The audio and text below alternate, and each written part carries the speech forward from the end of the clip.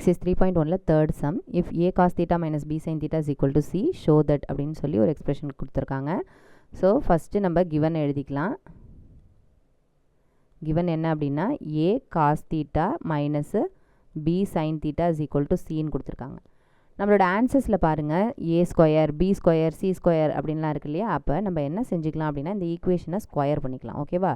Squaring on both the sides. என்ன செய்கிறதுனே நம்மளுக்கு தெரியாதுங்கும் போது நம்ம ஏதாவது ஆன்சர்லேருந்து ஏதாவது ஹிண்ட் கிடைக்குமான்னு பார்க்கணும். இங்கே ஸ்கொயர் இருக்கும்போது சப்போஸ் இதை வந்து ஸ்கொயர் பண்ணி பார்க்கலாமா அப்படின்னு ஏதாவது ஒரு ஐடியா பண்ணிக்கணும். ஓகேவா? அப்போ ஸ்கொயர் பண்ணோம்னா என்ன ஆகும்?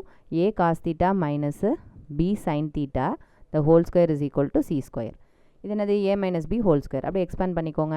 a square cos square theta minus 2a cos theta into b sin theta plus b square sin square theta equal to c square.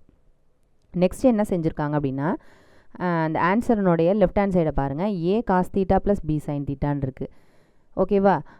ப்ளஸ்ன்னு இருக்கு இல்லையா. அப்போ இந்த டேர்மை வந்து ப்ளஸ்ஸாக மாற்றணும். அதுக்கு சம் மாடிஃபிகேஷன்ஸ் நம்ம பண்ணணும். நம்மளுக்கு இந்த ரெண்டு டேர்மும் இருக்குது, அதாவது cos square theta sine square தீட்டான்னு இருக்குது. பட் ஆனால் அது ரெண்டுத்தையும் ப்ளஸ் பண்ண முடியாது. ஏன்னா முன்னாடி இருக்கிற அந்த a ஸ்கொயர்னு இருக்குது, இங்கே b ஸ்கொயர்னு இருக்குது. ஓகேவா? அதனால் அது ரெண்டுத்தையும் ஆட் பண்ணி நம்ம ஐடென்டிட்டியை மாற்றவும் முடியாது. ஏன்னா இதை சிம்பிளிஃபை பண்ணால் நம்மளுக்கு suppose a square plus b square கிடைக்கும் அப்படின்னு நினச்சோம்னா அந்த மாதிரி இருக்கிறதுக்கு வாய்ப்பு கிடையாது.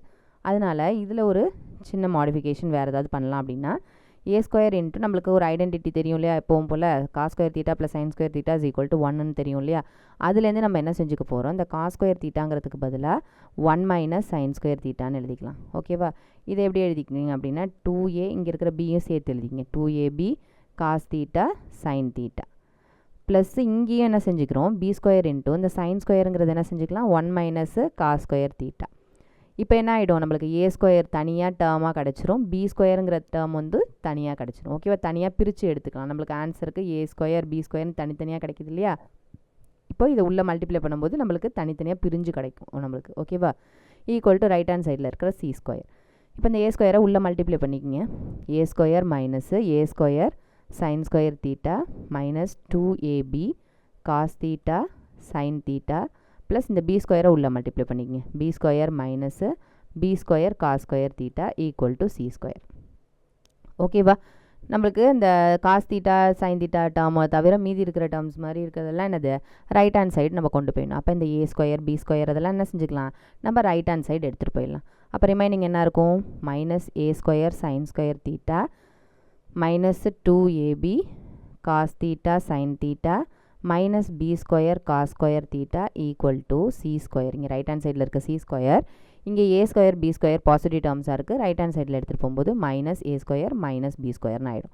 ஓகேவா? இப்போ பாருங்கள் இங்கே இருக்கிற எல்லா டேர்ம்ஸுமே நெகட்டிவாக இருக்குது. நம்மளுக்கு இங்கே என்ன வேணும்? a cos theta plus b sine தீட்டான்னு வேணும் இல்லையா. அப்போ அதுக்கு தகுந்த மாதிரி நம்ம என்ன செஞ்சுக்கணும்? நம்ம இங்கே கொஷின்லேயே ஒரு மிஸ்டேக் இருக்குது. இங்கே a sine theta plus b cos theta. ஓகேவா? இது கொஷின்லே தப்பாக பிரிண்ட் ஆகிருந்திருக்கு. இப்போது இந்த மைனஸ் சைனை நம்ம என்ன செஞ்சிடலாம்? எல்லாத்துலேருந்து காமனாக வெளியில் எடுத்துடலாம் இந்த சென்ஸ். இது அப்படியே இந்த பக்கம் தூக்கிட்டு போயிட்டு எல்லாத்துலேயும் சைனை மாற்றிடுங்க. ஓகேவா? அப்போ என்ன ஆகும்? a square sine square theta plus 2ab cos theta sine theta plus b square cos square theta equal to இது அப்படியே சைன் எல்லாத்துக்கும் மாற்றிடும். ப்ளஸ்ஸாக இருக்கிறத மைனஸாக மாற்றுங்க, மைனஸாக இருக்கிறத ப்ளஸ்ஸாக மாற்றிக்கங்க. அப்போ என்ன ஆகும்? a square plus b square minus c ஸ்கொயர்னு ஆகிடும். இப்போ லெஃப்ட் ஹேண்ட் சைடில் இருக்கிறது நம்மளுக்கு a ப்ளஸ் b ஹோல் ஸ்கொயராக மாறிடும். ஓகேவா? a ஸ்கொயர் சைன் ஸ்கொயர்னு இருக்குது, இங்கே b ஸ்கொயர் காஸ் ஸ்கொயர்னு இருக்குது, இங்கே உள்ளே பார்த்தீங்கன்னா ab காஸ் சைன்னு இருக்குது 2 டைம்ஸ். அப்போ இது என்னன்னு எழுதிக்கலாம்? நம்ம a sine theta plus b cos theta the whole ஸ்கொயர்னு எழுதிக்கலாம். Which is equal to a square plus b square minus c square. நம்மளுக்கு வேணுங்கிறது என்னது? a sine theta plus b cos theta தான் வேணும். அப்போ இந்த ஸ்கொயரை அந்த பக்கம் எடுத்துகிட்டு போயிடுங்க. அப்போ என்ன ஆகும்னா a sine theta plus b cos theta equal to square அந்த பக்கம் போகும்போது ஸ்கொயர் ரூட்னாலே plus or minus. So plus or minus square root of a square plus b square minus c square is proved. ஓகேவா?